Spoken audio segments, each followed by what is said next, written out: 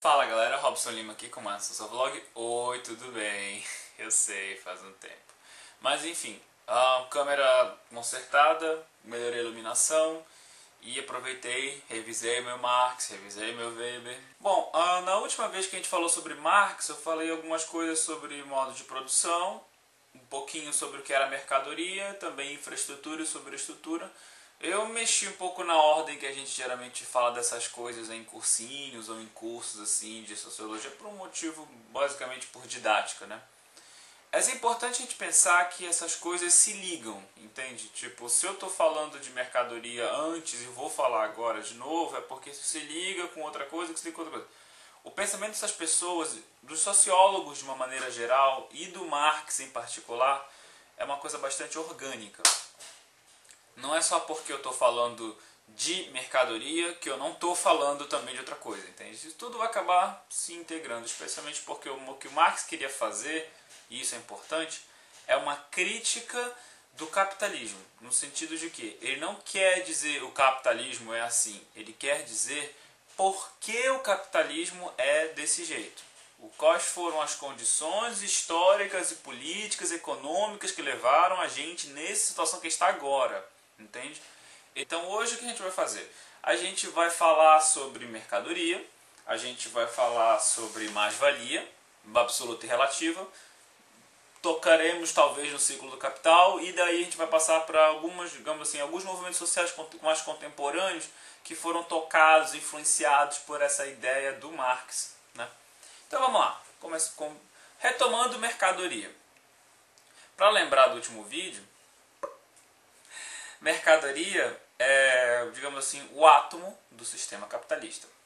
Ela é a parte principal, única de todo o sistema. Todo o sistema capitalista ele vai existir o quê? Para produzir e distribuir, realizar, né, para falar numa linguagem marxista, para produzi-la e realizar mercadorias. O que é a mercadoria? É qualquer coisa que possua um valor de uso e um valor de troca. Ou seja, qualquer coisa que eu olhe e veja que isso aqui tem uma utilidade. Eu posso grifar coisas com ele. Ah, minha utilidade. Ok, meu valor de uso. Eu posso usar para grifar coisas, para destacá-las, né? Uma marca-texto. E também tem o valor de troca, né? Me custou X dinheiro. Ou então, se eu não tiver dinheiro, eu estou numa sala de aula. Mano, me dá isso aí, cara, que eu te dou, sei lá, essas duas canetas aqui. Olha, duas canetas por um marca-texto. Olha que legal. Às vezes vai que cola, né? A mercadoria ela sempre é toda coisa que possui esses dois aspectos. Isso é muito importante. O valor de uso, todo o comércio antigo, pré-capitalista, o comércio primitivo, ele é feito no escambo, certo? O escambo é a primeira forma de comércio que se entende, que é justamente a coisa do toma esse gado que eu te dou farinha, sei lá, coisas, né? Essa coisa de trocar uma coisa por outra. Você não está oferecendo dinheiro na sua troca, você está trocando uma coisa por outra coisa. Ou seja, você está comparando valores de uso, certo? Então, quando você começa a você começa a vir mais para cá, para o capitalismo, e começa a pensar em termos de comprar e vender por dinheiro, você está pensando mais no valor de troca. Então, a gente tem nosso sistema, para o sistema capitalista, o valor de troca ele é mais importante, certo? É mais importante para o que você pode trocar algo do que necessariamente para que isso serve. Porque afinal de contas não há tanta diferença assim entre um Nokia Lumia, um Galaxy e um iPhone. Os três são a mesma coisa, são smartphones. As mudanças que eles têm são muito mais das coisas que você pode fazer com eles do que eles são efetivamente. Então, com essa ideia de mercadoria, a gente chega na ideia do dinheiro, certo? O dinheiro, ele é uma mercadoria, para começar tudo, tá? O dinheiro não é nada além de uma mercadoria. Não, mas Robson, quando eu tenho um celular na mão e eu quero, sei lá, comprar outro celular, eu não posso simplesmente chegar na loja com um celular velho e me dar esse celular novo. Toma, pá, pá. Ou talvez sim, né, se você for lá no comércio, na 25 de março, São Paulo, sei lá, você faz um escambo, paga a diferença. Mas, regra geral, não é assim que funciona, né? Você não compra celular em escambo. Você vai numa loja, você dá dinheiro. O interessante disso aqui. Entenda que a sociedade agora é muito complexa, entende? Escamba é uma coisa complicada. Você pode trocar uma coisa por outra se você conhecer a pessoa, se você confiar na pessoa, ou se você não tiver escolha a não ser confiar na pessoa. Mas em geral não é assim que funciona. Você está andando na rua e, cara, vou ter uma apresentação, eu preciso de uma caneta. E você tropeça num camelô vendendo canetas. Você não vai oferecer alguma coisa sua, você vai prontamente perguntar: quanto é essa caneta? Então essa é a primeira dimensão do dinheiro. O dinheiro, ele é um símbolo de valor, certo? Ele funciona dessa forma. Ele é uma mercadoria que pode ser trocada por outras mercadorias, entende? Então esse é o primeiro dinheiro. Dinheiro é uma mercadoria que pode ser trocada por outras mercadorias. Dinheiro também pode ser usado para pagar coisas, certo? Eu estou trabalhando, eu recebo meu salário. Eu não recebo meu salário em sal, que nem nos tempos romanos. Eu não recebo meu salário em serviços, eu não recebo meu salário... Ah, Robson, eu trabalho num burô, eu trabalho em um negócio de moda, então eles me pagam com roupas. Não, eles pagam com dinheiro. Essa é a segunda dimensão. O dinheiro é uma mercadoria especial justamente por causa disso, entende? Ele é um meio equivalente de troca, entende? É que nem quando você... O dinheiro lhe permite que eu possa trocar um celular por um saco de pão, entende? É o dinheiro que vai permitir... O mesmo dinheiro que compra o saco de pão, compra também o celular. E é essa que é a grande coisa do negócio, entende? E imagina que você é um cara que está trabalhando numa empresa, entende? E você recebe um salário numa empresa, certo? Você está trabalhando, ou então você é um bolsista. Bolsista nem tanto, porque é um trabalho mais particular, mas mais para os trabalhos remunerados mesmo. Você está trabalhando numa empresa, e então você, de repente, você trabalhando, e você se toca um dia que o teu trabalho é meio esquisito, sabe? Você não se sente muito parte dele. Você olha para ele e pensa, cara, é um trabalho legal, é um trabalho bacana, eu me divirto aqui, sei lá, fazendo essas peças publicitárias, mas eu não acho que estou sendo criativo o suficiente, eu não estou me expressando nesse trabalho. E você tem essa coisa meio existencial até, sabe? Essa coisa que o trabalhador não se sente parte do que ele está produzindo, ele não está produzindo, nem ele se sente parte do que ele está fazendo, ou seja, eu estou fazendo mesas que eu nunca vou usar na minha casa, eu estou trabalhando numa agência de propaganda, eu estou veiculando carros que eu nunca vou poder usar, que eu nunca vou ter esse dinheiro, esse tipo de ideia, entende? Então eu me sinto fora do que eu estou trabalhando e eu não sou capaz de comprar o que quer que eu esteja vendendo, porque eu não tenho dinheiro, porque não é a minha classe social, certo? Isso é uma coisa que o Marx vai chamar de estranhamento do trabalho. Algumas pessoas podem falar em alienação. Tecnicamente não é a mesma coisa, mas vamos ficar com isso mesmo. Vou falar em estranhamento só para a gente não confundir muito. Então o estranhamento do trabalho é justamente essa ideia de que eu não sou parte do que eu estou produzindo. Eu estou aqui fazendo comida que não é pra mim, eu vou vender essa comida. É uma comida muito gostosa, meu Deus, eu adoro cozinhar, mas eu cozinho 7 dias por semana por 20 anos, eu não aguento mais cozinhar. Então quando você pensa nessa forma mais subjetiva e também objetiva, de que como você está separado do seu trabalho, você está vendo um estranhamento do trabalho, entende? E isso é muito interessante. Porque o grande argumento do Marx é, no capitalismo nós separamos o trabalhador dos meios de produção. Porque antigamente o cara era um artesão, ele ia lá, pegava a madeira dele, ele mesmo ia lá, esculpia o negócio, ele mesmo ia e vendia. Ele fazia tudo. Ele selecionava o material, ele esculpia o material, ele fazia uma estátua que seja, e ele vendia a bendita estátua. Isso dava para ele, ao mesmo tempo que ele tinha o controle da produção dele, ele também tinha uma satisfação pessoal de ver o trabalho dele materializado numa coisa que ele estava vendo que estava fazendo. Quando chega o capitalismo, não, cara. A gente cortou isso das pessoas. Nós todos somos separados do nosso meio de produção. Eu não produzo minha própria comida, eu não produzo essa blusa que eu estou usando, eu não produzi essa câmera que eu estou usando, e nem você também produz esse computador que você está usando aí. Ah, Robson, eu comprei as peças. Você comprou as peças, parabéns, você fez as peças? Não. Nenhum de nós tem condições disso, porque é um maquinário complicado, certo? Quem tem as condições? Os capitalistas. Então, algumas pessoas dizem que Marx é meio maniqueísta, sabe? Bem e mal, mocinhos e bandidos. E um pouco disso é verdade. Mas as coisas fundamentais ainda são muito válidas, que é justamente isso. O capitalista, ele é a pessoa, ou grupos de pessoas, né?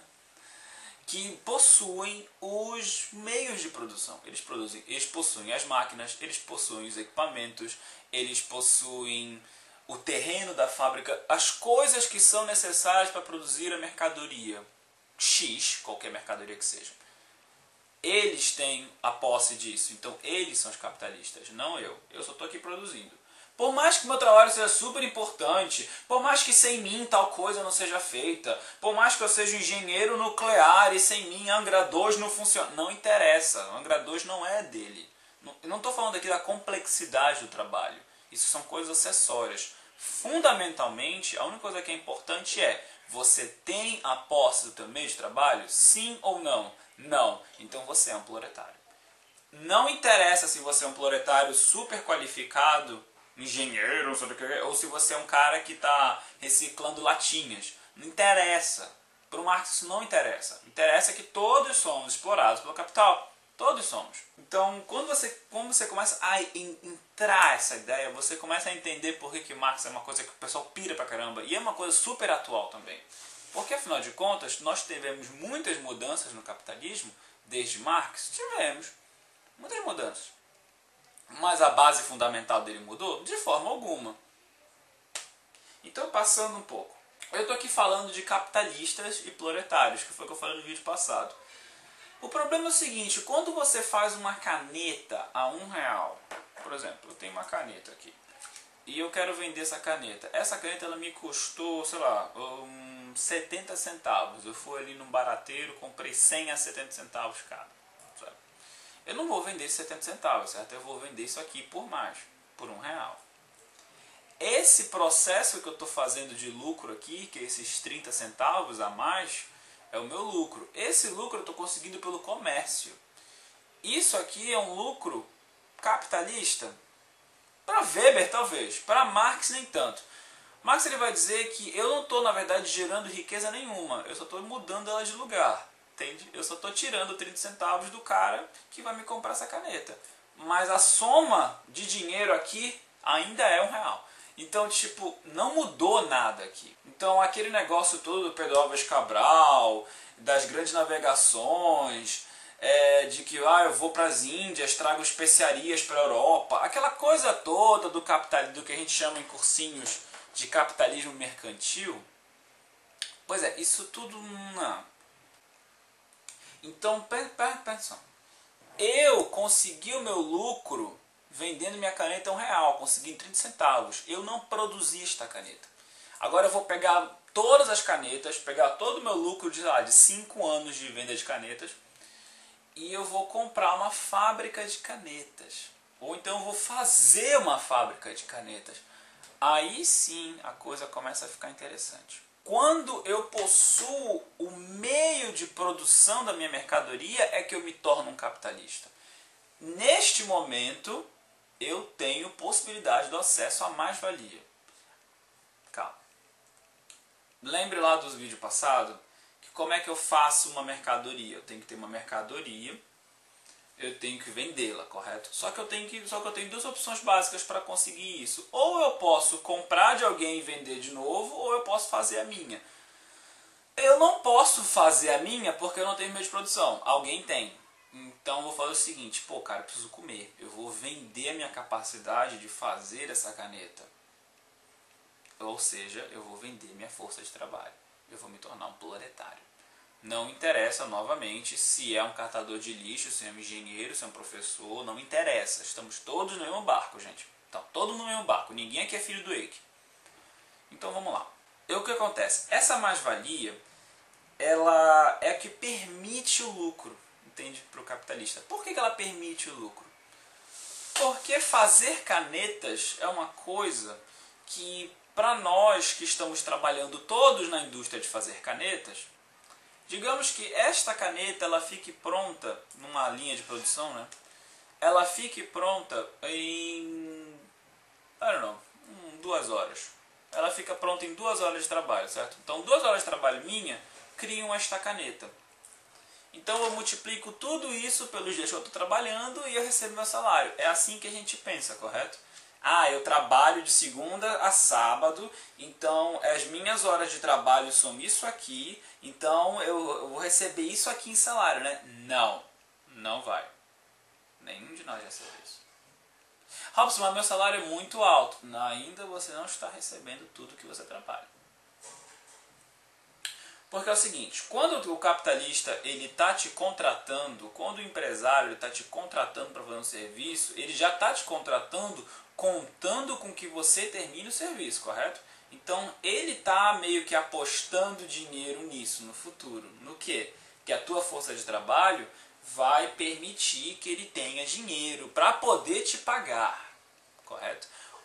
O pulo do gato é a mais-valia é a exploração do tempo do trabalhador. Eu trabalho de 8 às 6, só que quando eu cheguei em 4 horas, eu já produzi tudo para pagar o meu salário do dia. Quando eu chego em 5 ou 6 horas, esse a mais aqui é que é a mais-valia. É esse dinheiro aqui que é o lucro. Esse dinheiro é o lucro.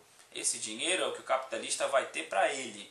Agora pega esse pedaço de trabalho não remunerado e multiplica por todas as pessoas, por todos os dias, em todos os lugares que essa empresa tem. É muita grana. Então, Robson, então os ricos são mais ricos porque eles nos exploram. Exatamente isso. Exatamente isso. Mas, Robson, algumas pessoas são ricas porque os pais delas são ricos. Eu conheço um cara que ele é médico, sabe? Então ele tem muito dinheiro, ele é rico. Ele pode até ser rico, mas ele não é um capitalista. A não ser que ele tenha uma fábrica de, sei lá, cadeiras de dentista ou alguma coisa do gênero. Ou então que ele invista no mercado financeiro. Capitalista no sentido clássico é a pessoa que tem os meios de produção. Eu não estou dizendo que todo mundo que é rico é capitalista. Eu estou dizendo que todo mundo que tem os meios de produção é capitalista. Ok? Robson, eu ganhei a Mega Sena, eu sou capitalista? Não, você não é capitalista. Você vai ser capitalista num ponto que você pegar o seu dinheiro, eu vou investir em uma companhia de doces, porque uma tia minha adora doces, então eu vou fazer uma cooperativa. Aí sim você está começando a pensar como capitalista. Parabéns, o sistema te apoia. Existem 2 modalidades de mais-valia. A mais-valia absoluta e a mais-valia relativa. Calma. Tem dois modos básicos. Eu tenho vários modos de fazer isso, vários modos de lucrar mais. Eu posso aumentar o tempo de trabalho. Ou seja, eu faço os trabalhadores trabalham até às 6. Não, eles vão trabalhar até às 7 agora. Isso é aumento de tempo de trabalho. Ou eu posso aumentar o ritmo que eles estão trabalhando, entendeu? Eu posso monitorá-los mais de perto e vigiar coisas do tipo desperdício, tempo de ir ao banheiro, tempo de beber água, impedir conversa paralela em trabalho. Ou seja, eu posso exercer um poder vigilante sobre os meus trabalhadores. Sabe aquelas coisas que eles botam nos escritórios, que é para não impedir, aquelas cabinezinhas? Aquilo é para impedir a conversa. Aquilo é para te isolar no teu trabalho. Aquilo é uma forma de controle também do trabalho. É a mesma ideia da escola. Por que na escola você tem as cadeiras todas para frente do professor? Ninguém está em roda, entende? É uma coisa que é para todo mundo olhar professor. No trabalho é uma coisa semelhante. Você tem uma série de mecanismos, alguns sutis, outros não, de fazer você simplesmente só trabalhar. Aumentar o tempo de trabalho ou aumentar o ritmo do trabalho são formas de mais-valia absoluta, ok? Quais são os problemas desse método? Bom, um deles eu não posso fazer todo mundo trabalhar o tempo todo, porque as pessoas precisam comer, as pessoas precisam dormir. E eu também não posso ficar fazendo isso porque uma hora os sindicatos vão se revoltar, eles vão começar a fazer greves, carambas. Então eu não posso, do ponto de vista do capitalista, da pessoa, do conjunto de pessoas coordenando a fábrica, dos administradores, enfim. Dessa perspectiva eu não posso fazer isso, eu não posso ficar aumentando o tempo de trabalho, não posso. Uma hora as pessoas vão surtar. Beleza. Então, o que eu posso fazer, Robson? Eu posso fazer uma coisa que se chama mais-valia relativa. eu vou aumentar o meu lucro, mas eu vou aumentar o meu lucro aumentando a produtividade do meu trabalho. O que antes os meus operários demoravam 2 horas para fazer uma caneta, eles vão demorar agora 1 hora. Como eu vou fazer isso, Robson? Mudando a máquina que faz isso aqui, comprando uma máquina nova, mais moderna, mais rápida, mais eficiente, e ou qualificando os trabalhadores na produção de canetas. Então, para resumir a ópera, mercadoria é o átomo da sociedade capitalista. Ela é criar o dinheiro, é uma mercadoria particular que é um meio de troca equivalente entre mercadorias, que permite o comércio, né? Permite compra e venda de força de trabalho. E a força de trabalho também é uma mercadoria. A única que o trabalhador possui, aliás, de sua, né? A mais-valia é o processo de exploração dos trabalhadores pelo capitalista, ok? E ela pode ocorrer de uma maneira absoluta ou relativa. Absoluta, se ela se der através do aumento do tempo de trabalho ou do ritmo de trabalho, e relativa, se ela ocorrer através do aumento da produtividade do trabalho. Muito obrigado por estarem aqui, pelos comentários, eu sempre os leio, sempre os respondo. Na página do Facebook também, muita gente comentando, muita gente curtindo, muito obrigado por isso. No Facebook, gente, não esqueçam de apertar depois que vocês curtirem em obter notificações, tá? Porque o Facebook tá meio doido agora, ele não aceita, sei lá, uma política louca de likes, que a pessoa dá like na minha página e não aparece nada. Também aqui no YouTube, pode deixar comentários, o like e tal. Se vocês realmente gostarem do canal, podem se inscrever nele para mais atualizações sempre, né, e tal. Toda vez que chegar um novo vídeo. No mais, muito obrigado. Eu recolhi as sugestões de vocês, tá? Os próximos vídeos depois dessa série já estão fazendo script também, tá? Especialmente de educação. No mais, muito obrigado, gente, pela paciência, pelo carinho e até a próxima. Robson Lima, desligado.